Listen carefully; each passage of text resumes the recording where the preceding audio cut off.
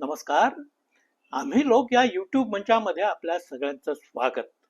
मित्रहो, अचलपूर विधानसभा मतदारसंघात प्रहार जनशक्ती पक्षाचे नेते बच्चू कडू हे सलग 5व्यांदा निवडणूक रिंगणात उतरलेले आहेत. त्यांच्यासमोर अर्थातच त्यांचे परंपरागत विरोधक काँग्रेसचे उमेदवार बबलू देशमुख यांनी शड्डू ठोकलेले आहेत. या दोघा मातब्बरांच्या संघर्षात भाजपाची मात्र या मतदारसंघात चांगलीच फरफट होताना दिसते. हे या निवडणुकीचं अगदी पहिलं वैशिष्ट्य. भाजपाचे प्रवीण तायडे आणि भाजपाचेच एक बंडखोर उमेदवार प्रमोद गरंडेल हे देखील मैदानात आहेत. साधारणतः मराठा कुणबी, माळी दलित आणि मुस्लिम बहुसंख्येनं असणारा हा मतदारसंघ. मराठा कुणबी आणि दलित मुस्लिम हे मतदार मोठ्या संख्येनं काँग्रेसकडे जाणार आहे, तर माळी समाज हा नेहमीच भाजपाकडे वळणारा समाज म्हणून या मतदारसंघात माळी समाजाची ओळख आहे. 1990 नंतरच्या राजकारणात इथं भाजपाचे नेते विनायकराव कोरडे यांनी 2 वेळा इथं या मतदारसंघात आपला विजय नोंदवलेला. पण 1999 मध्ये मात्र काँग्रेसच्या वसुधाताई देशमुख यांनी आपल्या पक्षासाठी ही जागा खेचून आणली. 2004 मध्ये बच्चू कडू यांनी तेव्हा मंत्री असलेल्या वसुधाताई देशमुख आणि माजी मंत्री असलेल्या विनायकराव कोरडे या दोघा मातब्बरांचा पराभव केला आणि कडू विधानसभेत पोहोचले. गोरगरिबांचे, अनाथ अपंगांचे प्रश्न उचलून त्यांना सहाय्य करणारे युवक नेते म्हणून बच्चू कडू लवकरच प्रस्थापित झाले. ग्रामीण तरुण आणि शेतकरी हा त्यांचा खास असा चाहता वर्ग. कुठल्याही समस्येचं उत्तर हे जन आंदोलनात दडलेलं असतं, हे जणू त्यांनी केव्हाच ठरवलेलं. प्रश्न कितीही लहान मोठा असो, त्यासाठी कुठेतरी ठिय्या देऊन बसावं, आपल्या आंदोलनांना दरवेळी कुठलं तरी अभिनव स्वरूप देत राहावं आणि सतत प्रसिद्धीच्या झोतात राहावं, हे त्यांच्या राजकारणाचं स्वरूप. सरकारमधल्या कागदोपत्री व्यवहारांवर त्यांचा फारसा विश्वास नाही. कधी शांततामय आंदोलनातून तर कधी संतप्त आणि आक्रमक आंदोलनातून आपले प्रश्न सोडवून घेणं ही त्यांची स्वतंत्र शैली. ते स्वतः स्वतंत्र आमदार असल्यानं ते म्हणतील ते लॉजिक आणि ते म्हणतील तो निर्णय, अशी दंडली करण्यासही मागे पुढे ते पाहणारे नेते नाहीत. त्यामुळे काहीही झालं तरी एक कृतिशील नेते म्हणून त्यांना मानणारा एक खासाच वर्ग त्यांनी आपल्या मतदारसंघात निर्माण केला आहे. त्यामुळंच आपल्या कुणबी या जाती पलीकडे जाऊन सर्व धर्मीय, सर्व जातीय लोकांमध्ये आपला जनाधार निर्माण करणं बच्चू कडू यांना जमून गेलेलं आहे. असे हे बच्चू कडू आता तब्बल 5व्यांदा विधानसभेची निवडणूक लढवत आहेत.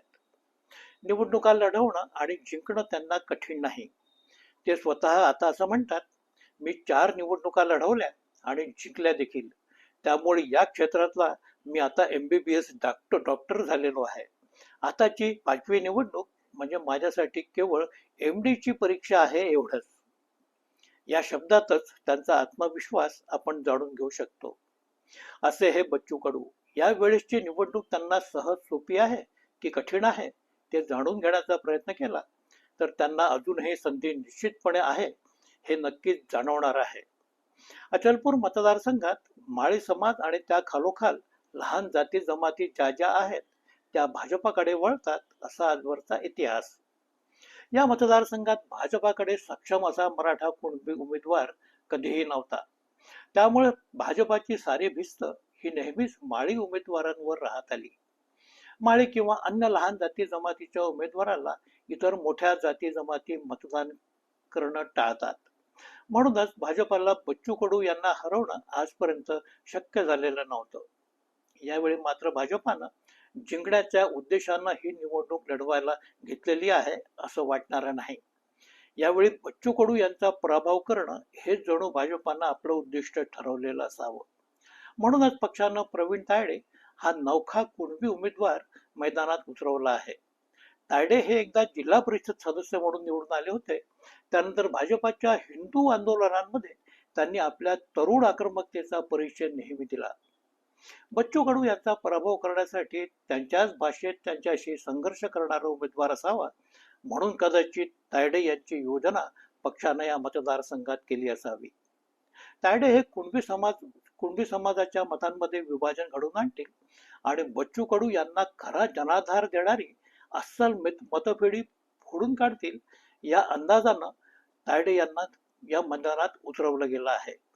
त्यांनी कुणबी समाजाची 10,000 मतं घेतली तर बच्चू कडू यांना निवडणूक जिंकणं कठीण होऊन जाईल असा अंदाज आहे.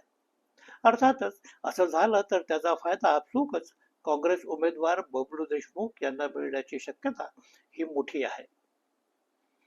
म्हणूनच भाजपानं तायडे यांना उमेदवारी देणं हे बच्चू कडूंना अर्थातच आवडलेलं नाही.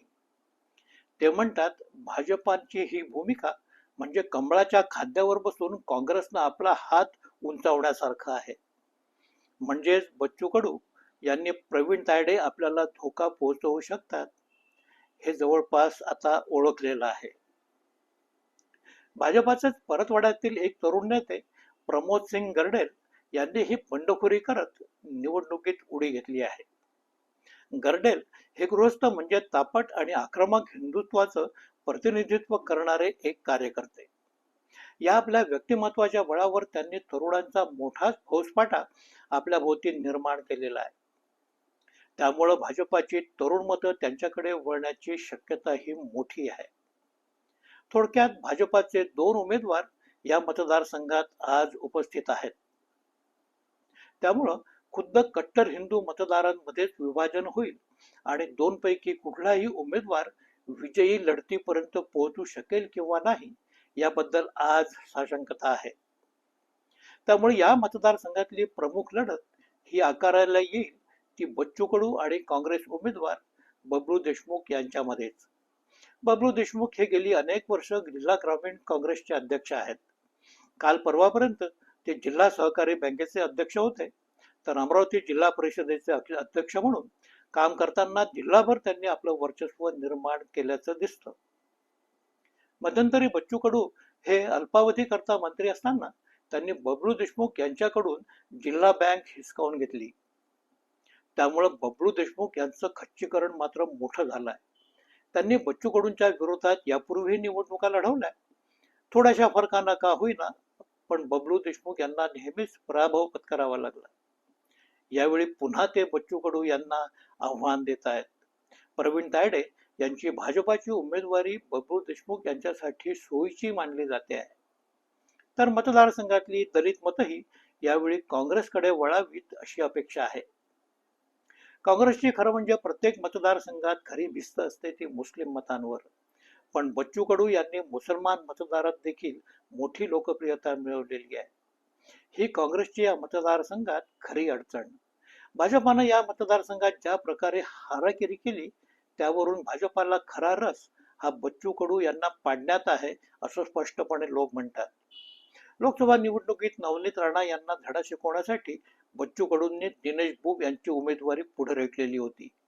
म्हणूनच यावेळी बच्चू कडूंना पाडण्याचा चंग जिल्हा भाजपाचे अध्यक्ष अनिल बोंडे आणि नवनीत राणा यांनी बांधला असल्याची चर्चा मतदारसंघाच्या कानाकोपऱ्यात आहे. त्याशिवाय बच्चू कडू यांनी लोकसभेत काँग्रेस उमेदवार बळवंत वानखडे यांना पाठिंबा न देता दिनेश बुब यांना उमेदवारी दिली, याबद्दल दलितांमध्येही नाराजी किंवा अस्वस्थता आहे. स्वतः महाविकास आघाडीमध्ये मंत्रिपद भूषवत असताना शिंदे यांच्या बंडात सहभागी होणारे बच्चू कडू गुवाहाटीत हजेरी लावून गेले.